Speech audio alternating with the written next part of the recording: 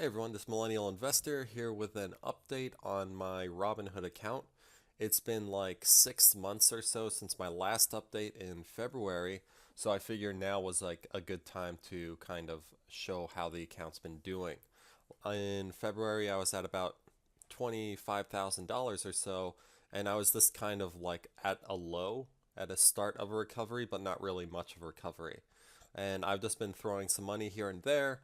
And over the course of the summer, since I was working like two full-time jobs almost, I was kind of just, I didn't have enough time to like really think about my investments.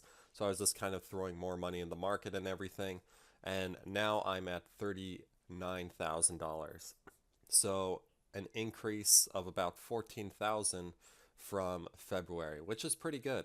A lot of that has to do with investments. I kind of like throw a couple hundred to $500 per paycheck into Robinhood, and then I take the rest and I either invest it into a potential down payment for a house or elsewhere.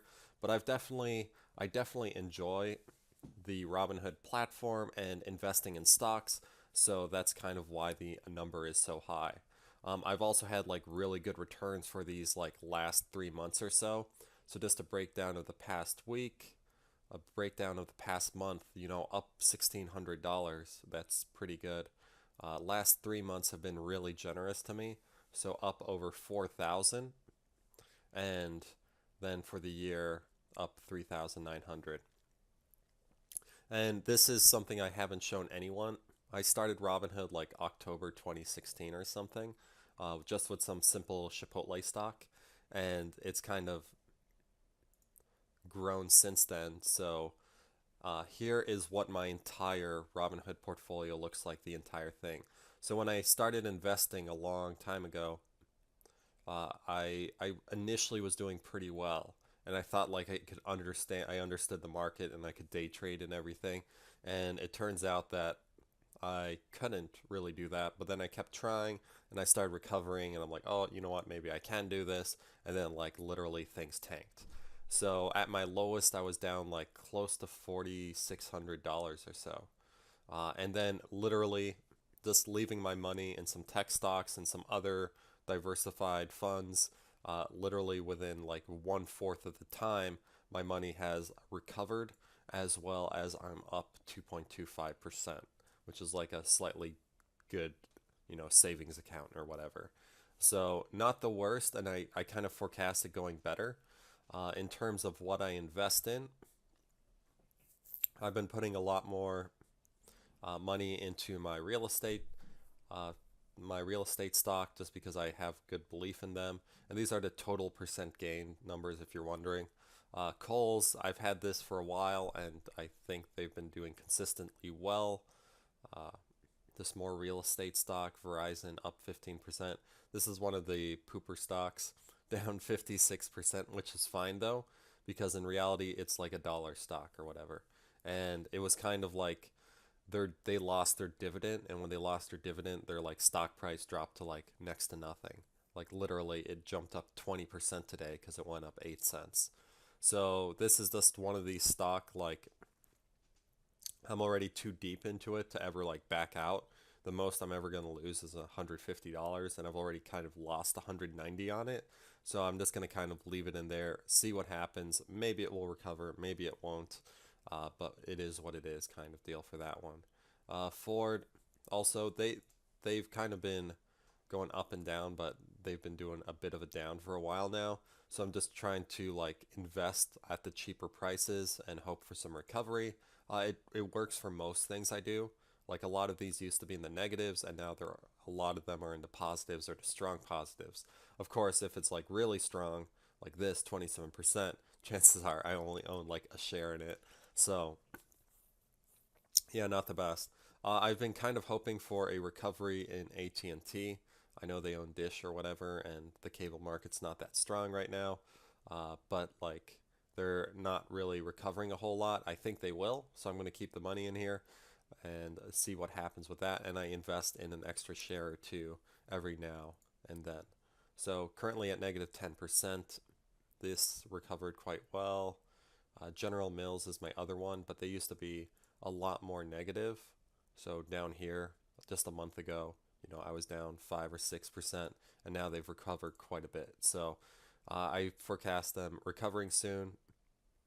Disney is one of these stocks that I'm invested pretty heavily in. I think it makes up, oh, it doesn't say over here, like a good chunk of my portfolio. It's $6,000 of that entire thing. So it's a lot. And I just have a lot invested because I think they make a lot of great content, and that if there was a potential competitor for Netflix, it would most likely be Disney. So I invested a lot in them around that $100 or so price, and they're doing decently well. They pay an okay dividend and everything, so I'll kind of stick with that. Bought a little more into Intel, but Intel's been kind of having a rough month, down 10% in the last 3 months or so. So I've been trying to, invest more in Intel, but they've been dropping. And then I started buying like a bunch of new stocks. So I'm not sure if I owned Medtronic in the last one, but I bought 13 shares of them, and they're doing really well. My AMD position, I've had these 64 shares for a while, and I think, let's take a look, like 3 months ago. 3 months ago, yeah, they weren't doing that hot. They were, 1% up or whatever. And in the course of the last 3 months, they've jumped 60%. So huge amount of motion from AMD. I definitely had the opportunity to invest more, but I didn't. And of course, there's some regret with that. But I own 64 shares, so that's not the worst. Lending Club, not doing the best still. I think it's done a little bit of recovery, but it's been pretty minor, or I guess 14% is a minor, so it was way down there. Nvidia's doing great. Walmart, I started investing in them again. They're doing fine. A couple other things I did, I invested in Visa, Planet Fitness. I bought 2 shares of them, and they've actually, wow, 7.5% gain today. They've been actually doing pretty well. And then like Wendy's, Zimmer Biomet, it's doing pretty strong. And just like I'm buying like a share here or 2 shares there and stuff. And then if it drops, I like buy a couple more shares, but it's like really easy to average down when you only hold a few shares of something.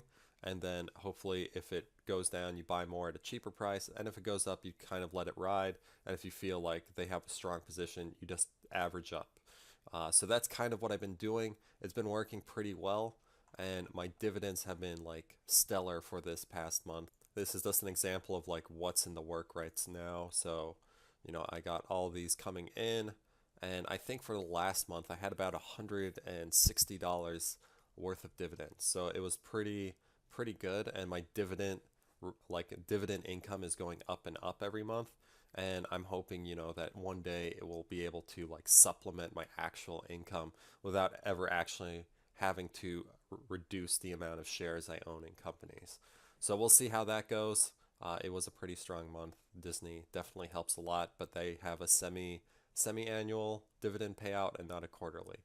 So it kind of works out there. Okay, so that's my Robinhood portfolio. It's doing pretty strong, and I heavily, I recommend the platform because it works really well. If this ever becomes an IPO also, I will probably invest in it. So I think that it has a lot of potential.